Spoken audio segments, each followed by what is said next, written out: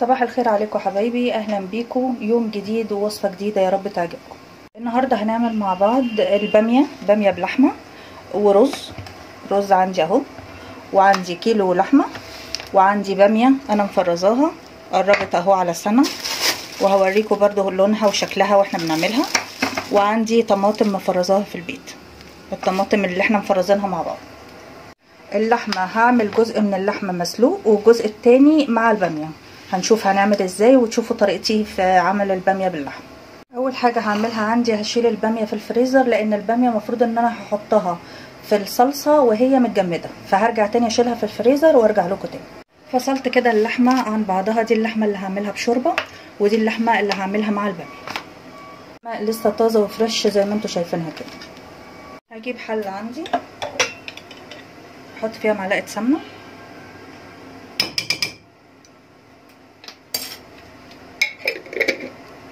بستنى عندي لما السمنه تسخن قوي احط اللحمه،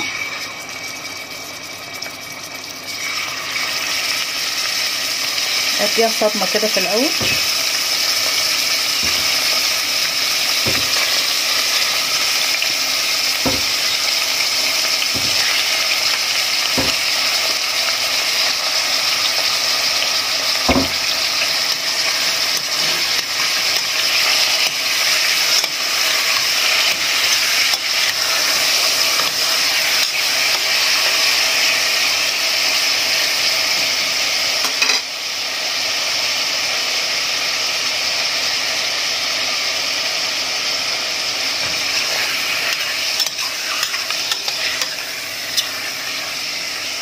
لغايه ما تاخد لون واحد، اللون ده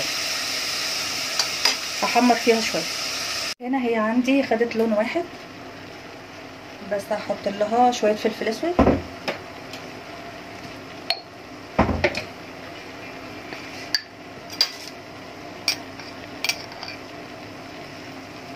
بس هستنى لسه اما تشرب ميتها، هي نزلت ميه هستناها اما تشرب ميتها. اول ما تاخد عندي اللون الحلو ده وتبتدي تشكشك جامد كده زي ما انتوا سامعين تمام، يبقى هي كده خلاص وشربت ميتها ولونها تحفه اهو. ابتدي بقى احط البصل عندي، انا بستخدم بصل متفرز، انت بصل فريش عندك استخدميه مفيش اي مشكله خالص، وابتدي اشوحه مع اللحمه. هستنى عندي لما اللحمه بالبصل توصل للون ده، بصوا مفيش ميه في الحله زي ما انتم شايفين اهو. احط الطماطم اللي انا مفرزاها معاكم من قبل كده، والتفريز الطماطم ليها فيديو موجود.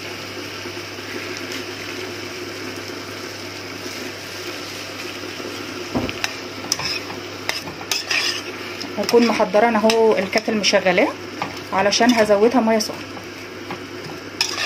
استنى بس اما الطماطم تفك شويه. استنيت عندي لما الطماطم فكت واتسبكت كده مع اللحمه بالبصل زي ما انتم شايفين، طبعا ريحتها حلوه جدا وشكلها حلو جدا زي ما انتم شايفين كده. ابتدي احط ميه من الكتل ازودها كده،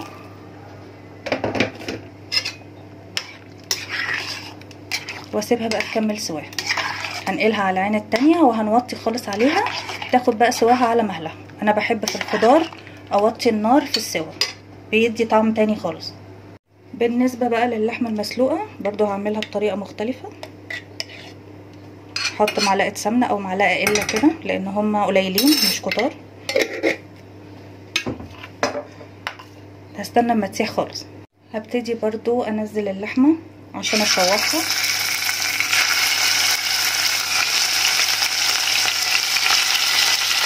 كده بالمنظر ده. ابدا اشوحها لغايه ما تاخد لون حلو عندي، ما استعجلش عليه.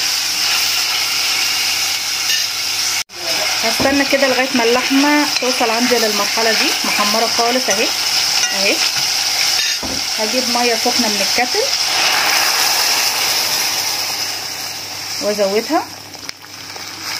دي ممكن يعني عايزه اقول لكم بتطلع اطعم شوربه ممكن تشربوها. وما بتحتاجش اللحمه ان احنا نحمرها لانها اوريدي بتبقى واخده اللون. تحفه يا جماعه تحفه. هنضيف لها ايه بقى؟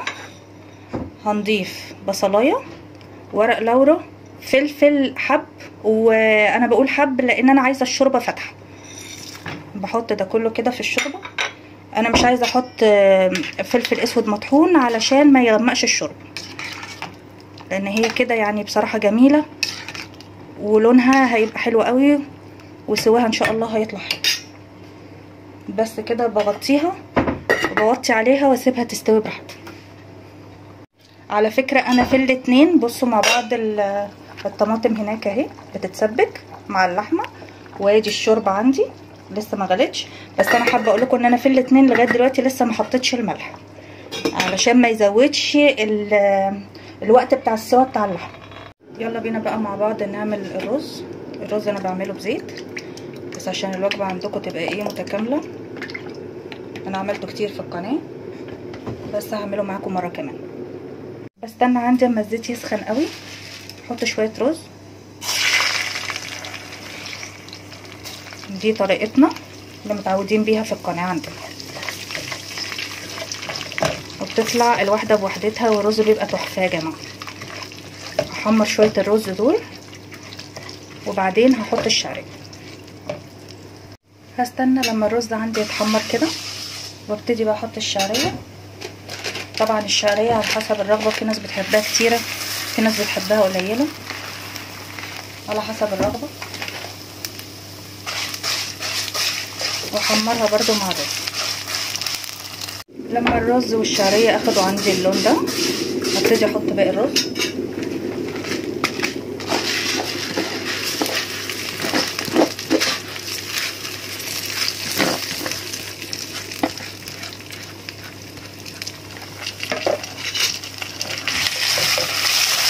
نديله تقليبه حلوه كده، مستعجلش عليه خالص عشان انا عايزاه يتغلف عشان يطلع الواحده بوحدتها كده حلو جدا.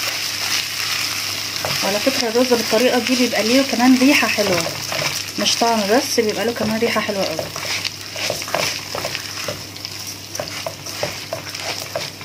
احط له شويه ملح اهو،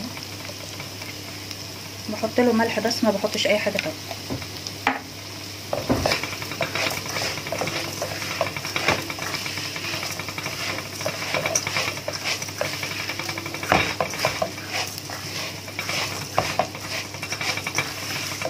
بستنى كده لغايه لما احس انه خلاص كده اتشرب من الزيت كله. بحط بقى دلوقتي الميه السخنه، ميه سخنه من الكتل.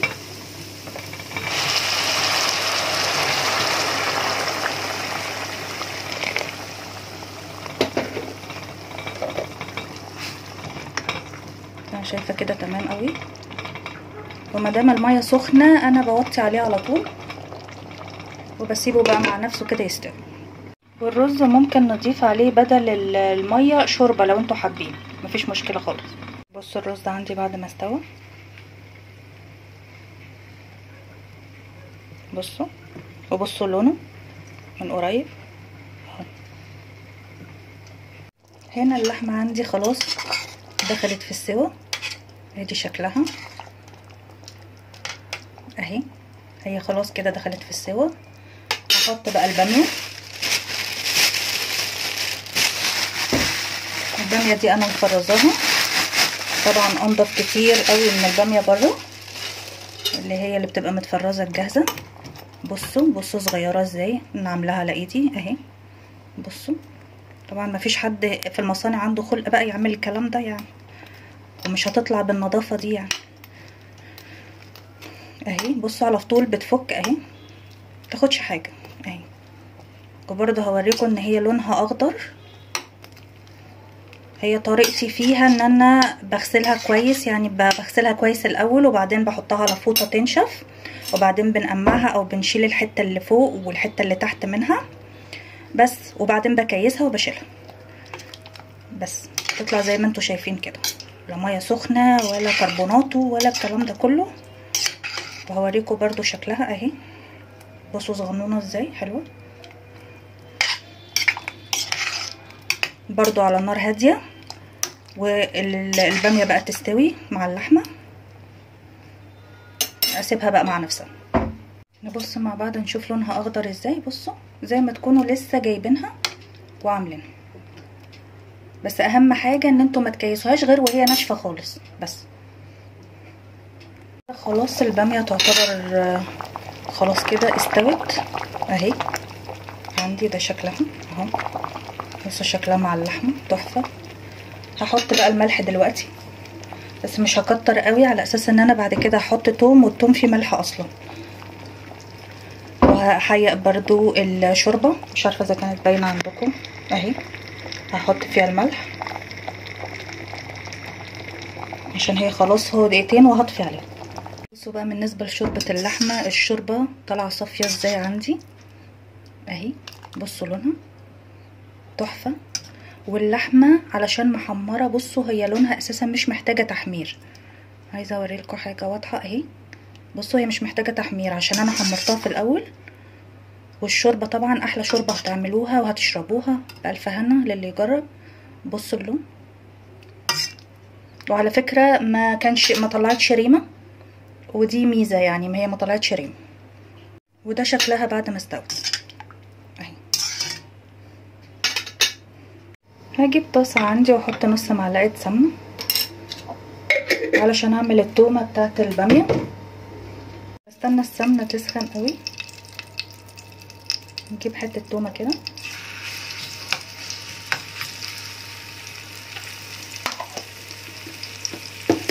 حمرها عادي.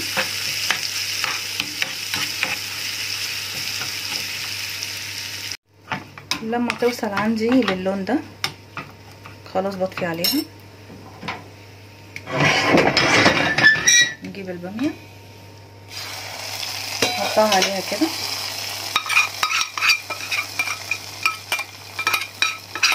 طبعا الحركه دي بتديها طعم تحفه وريحه احلى زي ما انتوا شايفين كده. الريحه جميله جدا جدا.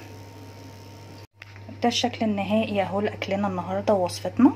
ادي الباميه باللحمه اهي، وادي الرز، وادي اللحمه بالشوربه. يا رب الوصفه تكون عجبتكم، واشوفكم في فيديو جديد. باي باي.